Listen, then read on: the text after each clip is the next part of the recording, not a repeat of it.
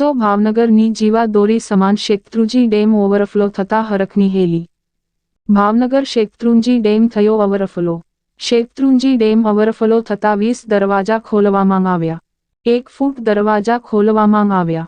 ડેમમાં 1800 ક્યુસેક પાણીની આવક શરૂ। હાલ ડેમમાંથી 1800 ક્યુસેક પાણી છોડવામાં આવ્યું।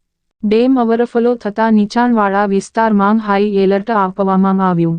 કડક બંદોબસ્ત ગોઠવાયો। પાલિતાણાના સમાજસેવક અગ્રણી મિલનભાઈ ડાભીના જણાવેલ મુજબ શેત્રુંજી ડેમ ઓવરફ્લો થતા લોકોમાં આનંદ છવાયો।